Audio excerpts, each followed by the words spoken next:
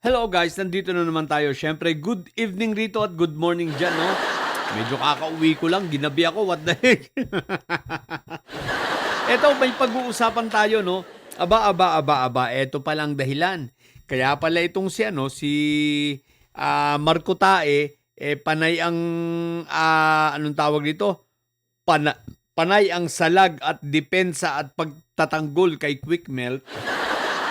Mukhang may reason naman pala siya.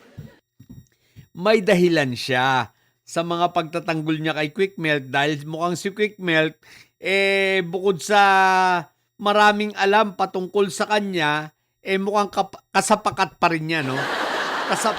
Kasapakat niya sa mga kalokohan at syempre, kasangga sa pagdating sa flood control. Eto guys, pinanood ko kasi napanood ko yung balita, interview nitong sila Doris Brigonia, no? Kay Senator Ping, about dito sa nangyari nga na kanyang privilege speech.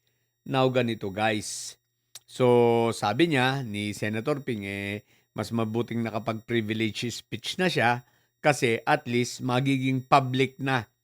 Magiging legal document sa siya at magiging public na yung dokumento dahil nga kahit hindi nagperma itong mga senador, ilang senador, at least nasabi niya through privilege speech niya. So, naging legal na dokumento, naging public document yun. Now, eto guys, yung report na yon, ang sabi nitong si Senator Ping, isasubmit niya sa ombudsman para makatulong sa investigasyon. So, Ombudsman Remulla ha, eto ha, this is your time to shine talaga. Bawi-bawi rin naman, hindi yung puro si Tito Martin ang tinutukan mo ha. Dito ha, syempre madadagdagan yung mga ebidensya mo para dito kila Quick Melt. Kasi guys, eto, marami pala ron sa privilege speech ni Senator Ping, meron pala siya ron mga hindi na nabanggit dahil nga kumbaga pinagkasya na lang niya, sinamarize na lang niya. Ito ay yung patungkol dun sa mga ebidensyang iba at mga dokumento na ipapasa. Eto guys, ang magandang balita. Naiiyak talaga itong si Marco Beta. Maging si Quick Melt sigurado, pero si Marco Beta na lang tayo. Guys kasi, dun sa mga dokumento, meron pala rong dokumento na ibinigay kay Senator Ping Lacson ang abogado nitong si Cabral na ang dokumentong ito ay naglalaman ng sulat kamay mismong ni Cabral na nakalagay doon na itong si Marco Tae ay may allocables na 500 million. Ibig sabihin, meron silang kasunduan sa halagang 500 million na project nitong si Cabral. Allocables, guys.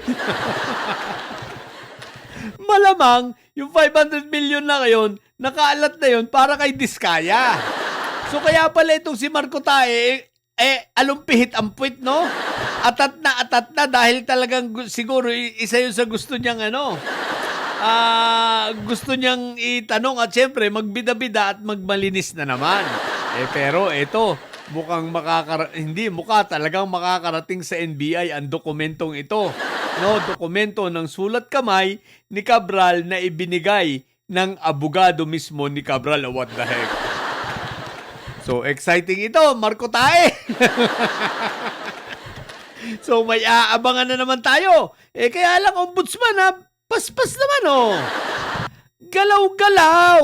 Huwag mo nang gayahin yung kapatid mo kung yung kapatid mo si speed bagal. Aba, dapat naman ikaw ay speed. Huwag mo nang gayahin si John Vic Remulla. Si John Vic, speed bagal yun O, di ba?